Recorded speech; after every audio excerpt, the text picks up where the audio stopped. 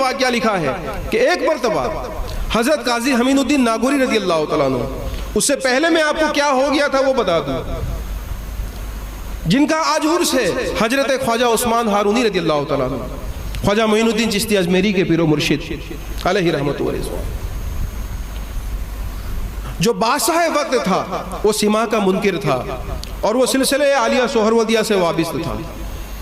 तो उसको ख्वाजा उस्मान हारूनी के सिमा जो उसको पसंद नहीं था, तो सिमा को हराम करार देने के लिए उस बादशाह ने ख्वाजा उस्मान हारूनी को दरबार में बुलाया और 40 उलमा इल्म फिक़ह को तैयार किया सिमा के नाजायज़ और हराम करने की दलाइल के साथ कि जब भी ख्वाजा उस्मान हारूनी आए तो तुम ये दलीलों को पेश करना, अपनी दलीलों को, और ये साबित करना कि ये नाजायज़ है और ये हराम है,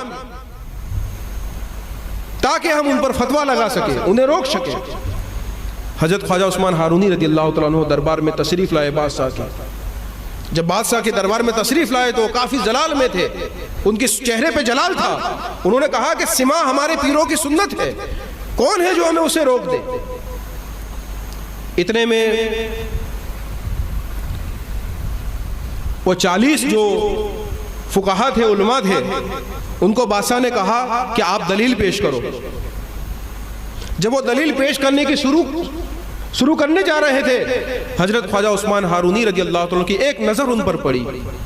उन 40 उलमा पर एक नज़र जैसी पड़ी, उनके सीने में जितना भी इल्म था, जो सिमा के खिलाफ में जो इल्म हासिल किया था वो तो ठीक है, जितना भी इल्म था, यहाँ तक कि हुरूफ तेज़ी, अलिफ बे तेसे का इल्म, कुरान पढ़ा था, हदीस पढ़ा था, जो कुतुबी जितना भी इल्म था वो सब का सब खत्म हो गया, महव हो गया, मिट गया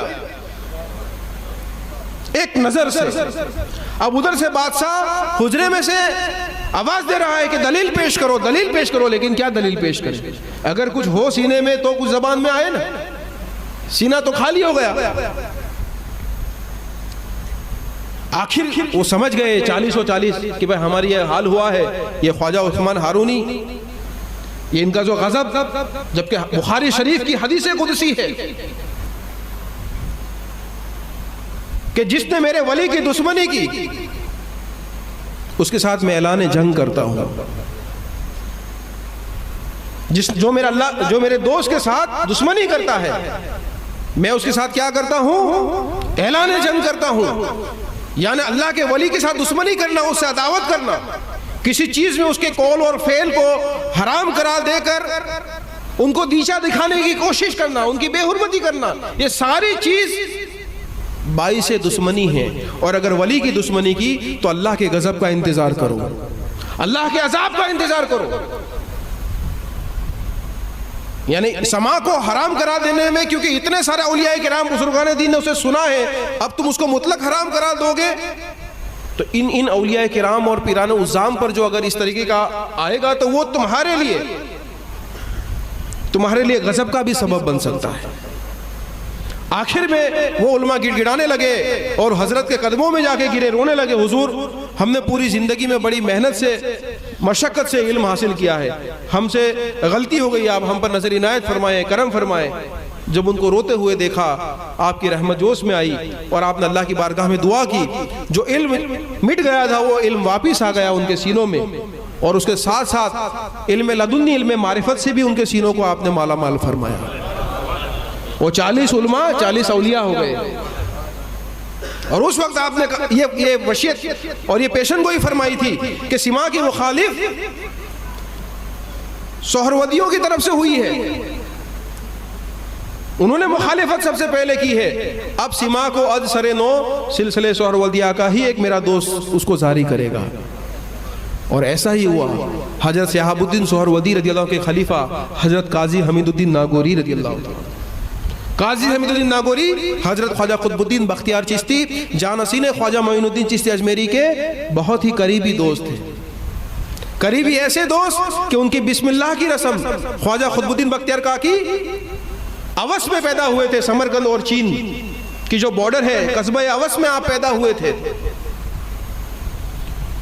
तो अल्लाह रब्बुल इज़्ज़त ने काजी हमीदुद्दीन नागौरी को हुक्म फरमाया गायब से कि जाओ अवस में पहुंच जाओ, आज मेरे एक महबूब दोस्त कुतुबुद्दीन पैदा हुआ है, तुम उसकी बिस्मिल्लाह की रस्म अदा करोगे और मोइनुद्दीन चिश्ती अजमेरी को भी हुक्म हुआ कि तुम भी अवश्य पहुंच जाओ। बिस्मिल्लाह की रस्म जब वो 4 महीने 4 साल 4 महीने और 4 दिन के होंगे तो उनको बिस्मिल्लाह पढ़ाएंगे काजी हमीदुद्दीन, और उन्हें जब वो बालिग हो जाएंगे तो उन्हें इरादत में दाखिल करेंगे ख्वाजा मोइनुद्दीन। दोनों बुजुर्ग रूहानी तौर पे फौरन वहां पहुंच गए, और 4 साल का बच्चा जब आपकी खिदमत में आता है तो फरमाया कि कहाँ से लिखूं? फरमाया कि सुबहानल्लाजी अस्रा बिअब्दिही लैलन मिनल मस्जिद। बेटा ये अली बेदेसे की बात, ये 15वें सिपारे की आयत है। फरमाया मेरी माँ 15 सिपारे की हाफिज कुरान थी, तो मैं जब मैं अपनी माँ के पेट में था मैंने अपनी विलायत की ताकत से उन 15 सिपारे को अक्स कर लिया। ये मादर जात वाली है दोस्तों। भला ये लोग कैसे हराम काम को अंजाम दे सकते हैं? हम ऐसा सोच भी कैसे सकते हैं? जिनसे आज दीन फुला फला है, ईमान की रोशनी कायम है, करोड़ों अरबों के दिल कुफ्र और शिर्क की सियाही तारीकी से दूर होकर वह ईमान की शमा, ईमान का नूर जगमगाया है जिन्होंने। तो दोस्तों उनकी बिस्मिल्लाह की रस्म भी उन्होंने अदा की, काजी हमीदुद्दीन नागौरी शोहरवर्दी ने, और उनका वफातनामा भी आपने ही लिखा। जब दिल्ली में आए तो काजी हमीदुद्दीन नागौरी और ख्वाजा कुतुबुद्दीन बख्तियार की साथ सीमा की मजलिस कायम करते थे, और सीमा में दोनों को बहुत उल्फत थी। 3-3 दिन 7-7 दिन तक सीमा की मजलिसों में रहते थे। बेशुमार किताबों में उनके वाक़ियात और हालात लिखे हुए हैं। जब सीमा की महफिल एक मरतबा काजी हमीदुद्दीन नागौरी किसी सहरा से गुजर रहे थे तो एक परिंदे को, कुकुनस नाम के एक परिंदे को देखा कि जिसकी चोंच में 12 शुराक थे। ये सनाबिल शरीफ का तज़किरा मैं करता हूँ कि जिसको खुद आला हजरत ने और ऑल इंडिया उलमा अहले सुन्नत ने कहा है कि ये बारगाह रिसालत में मकबूल है, और इसे सिलेबस में अहले सुन्नत वल जमात के सिलेबस में इस किताब को शामिल किया है। दोस्तों मैं उस किताब का हवाला देकर बात कर रहा हूँ, कोई ऐरी गैरी किताब का हवाला नहीं दे रहा। तो उस परिंदे की आवाज को सुना तो ख्वाजा काजी हमीदुद्दीन नागौरी को वज्द तारी हो गया। जब आपको वज्द तारी हो गया और जब वज्द चला गया और आप होश में आए तो हजरत खिजर अलैहिस्सलाम को खड़ा हुआ देखा। सैयदना खिजर अलैहिस्सलाम वहां मौजूद थे, सलाम किया। खिजर अलैहिस्सलाम ने कहा कि ए काजी हमीदुद्दीन, जो आज तुमने ये सीमा सुना है तुमसे पहले बहुत लोगों ने सुना है, बड़े बड़े बुजुर्गों और अकाबिरों ने ये समा सुना है, लेकिन क्या करे कि जुनैद बगदादी ने जब से इसे तौबा किया तब से बगदाद शरीफ में कोई सीमा को नहीं सुनता, और हाल ये है कि जो सीमा सुनता है उसको सजा दी जाती है, कहीं कव्वालों को सूली पे चढ़ा दिया जाता है। तो काजी हमीदुद्दीन ने फरमाया कि मैं तो सीमा का मुस्ताक हूं, आप कव्वालों को हाजिर करो, कव्वालों का इंतजाम करो, मुझे सीमा सुनना है। चुनांचे 7 गुलामों को तैयार किया गया और मजलिस सीमा को कायम किया गया। आपने उनको गजलें सिखाई और वो गजलें कायम कर कर सुना गया। इतने में हिंदुस्तान के उलमा ने यह कहा कि भाई बगदाद में तो इस पर पाबंदी है और आप यहाँ सीमा शुरू कर रहे हो, अगर आपको सीमा यहाँ सुनना है तो बगदाद शरीफ से परमिशन लेके आओ। हिंदुस्तान के उलमा ने यह कहा। तो बोला कि अच्छा बगदाद जाएंगे। अब आपने बगदाद का सफर इख्तियार किया और बगदाद में एक शख्स जो था वो आपका मुरीद था, उसके घर जाके हजरत ख्वाजा काजी हमीदुद्दीन शोहरवर्दी उनके घर पे ठहरे। उनके घर पे ठहरते और उस घर में बहुत बड़ी हवेली थी, एक हुजरा था वो बंद था। फरमाया कि ये बंद क्यों है? फरमाया कि इसमें कव्वाल है और इसमें बांसुरियां रखी हुई है, बजाने की बांसुरियां उसमें रखी हुई है और एक कव्वाल है। इसको हम इसलिए छुपा के रखते हैं क्योंकि यहाँ पाबंदी है, 200 साल से बगदाद में पाबंदी लग चुकी है।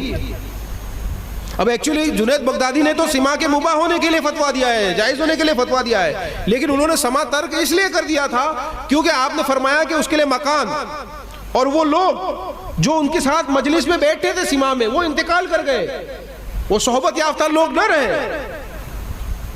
तो उसलिए आपने तर्क कर दिया था।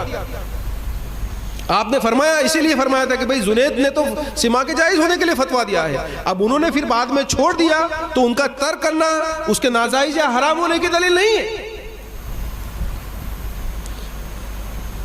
इतने में आपने मुरीद को यह कहा कि एक काम करो, मैं तो सीमा सुनूंगा, देखता हूं कौन रोकता है। मजलिस कायम करो। सीमा की मजलिस कायम की। लोगों ने सुना, जो काजी था, मुफ्ती था, उसको पता चला। उस वक्त बगदाद में 700 मुफ्ती थे अहले फतवा, 700 मुफ्ती। काजी जो था, खलीफा जो था, उसने एक फरिश्तादा को भेजा और कहा कि भाई आपने ये सीमा की बिदत को फिर से शुरू किया है, आपको दरबार में हाजिर होना पड़ेगा और आप पर भी अब मुकदमा चलेगा और उसके मुताबिक जजा सजा के लिए तैयार रहे। फरमाया कि अच्छा एक काम कीजिए, मजलिस को कायम कीजिए और आप अकेले नहीं, जितने भी अहले फतवा हो, जितने भी मुफ्ती है, उसको कायम करें। काजी हमीदुद्दीन अगर अहल होगा तो समाज सुनेगा, वरना जहां तुमने इतनों को सूली पे चढ़ाया है उसको भी चढ़ा देना। इतना करना था कि वो वहां जाते हैं। दूसरे दिन मजलिस कायम होती है, 700 मुफ्ती वहां तशरीफ लाते हैं, साथ में बगदाद के बहुत सारे लोग भी वहां साथ में इकट्ठा होते हैं। दलाइल पेश होती है, इमाम आजम अबू हनीफा के कौल के मुताबिक, इमाम शाफई के कौल के मुताबिक, क्योंकि इमाम आजम अबू हनीफा रजी अल्लाह तआला का जो पड़ोसी था वो खुद हर रोज सिमा करता था और एक मरतबा उसकी आवाज नहीं आई तो आपने इमाम आजम ने पूछा कि भाई आज क्यों उसके गाने की आवाज नहीं आ रही, खुद उसकी आवाज को सुनते थे। तो फरमाया कि उसे तो कैद खाने में कैद कर लिया है बादशाह वक्त ने। तो आप अमामा शरीफ बांध के बादशाह के दरबार में गए। फरमाया कि भाई मैं सिफारिश करने आया हूं कि तुम उसे छोड़ दो। फरमाया उसका नाम क्या था? फरमाया उसका नाम उमरू था।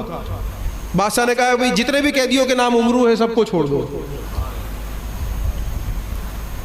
और यही कौल इमाम मोहम्मद और इमाम यूसुफ जो इमाम आजम अबू हनीफा के शागिर्द है उनसे हुआ है, क्योंकि इमाम यूसुफ जो खलीफा हारून रशीद की मजलिस में बैठे थे वहां सिमा होता था, सास के साथ भी सिमा होता था और आप उसे सुनते थे और आपने उसी के मुताबिक फतवा दिया है कि मुबाहुन li अहलिही, जो अहल है सिमा के उसके लिए वो जायज़ है, ना अहल है उसके लिए हराम है, आशिक है उसके लिए मुस्तहब है। ये सारी दलाइल चली हजरत इमाम मालिक के मसले के मुताबिक और सारी दलाइल के बाद उन्होंने कहा कि बेशक आपने जो भी कहा है वो कुतुब फिक़ह से कहा है, लेकिन आप अगर वलीउल्लाह है तो आप हम कैसे जाने कि आप दर्दमंद है, फिक्रमंद है, गमज़दा है? तो आप हमको ऐसी कोई करामत दिखाइए कि जिससे हमको तस्कीन हो जाए, यकीन हो जाए कि भाई आप वाकई दर्दमंद है और वाकई आपके लिए जायज़ है। तो आपने अपने मुरीद को कहा जितनी भी बांसुरियां थी 72 बाजे थे उसके पास और उसको चद्दर उड़ा के ही रखा था। फरमाया कि चद्दर हटा लो, तो 72 बाजे रखे हुए थे, कोई बजाने वाला नहीं था। आपने उन बांसुरियों से, उन बाजों से कहा, ख्वाजा काजी हमीदुद्दीन ने कि ए मज़ामिर, अगर मेरा सुनना वाकई सही है, मैं अहल हूं और दर्दमंद हूं, तो तुम बिना किसी बजाने वाले के बजने लगो।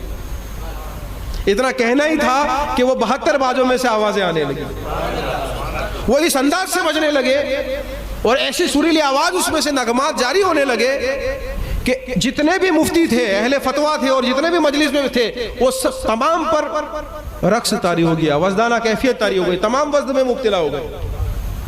और काजी हमीदुद्दीन नागौरी सब देख रहे हैं, उनका तमाशा देख रहे हैं। जब उनकी वजदाना कैफियत दूर हुई तो फिर आपने फरमाया, देखा जिस सीमा को आप नाजायज और हराम समझते थे उसके राज को आपने पहचाना कि उसकी हकीकत क्या है? फरमाया कि बेशक। फिर तमाम ने उसे फतवा लिखकर, तहरीरी फतवा आज भी कहते हैं कि मौजूद है, इफादात हम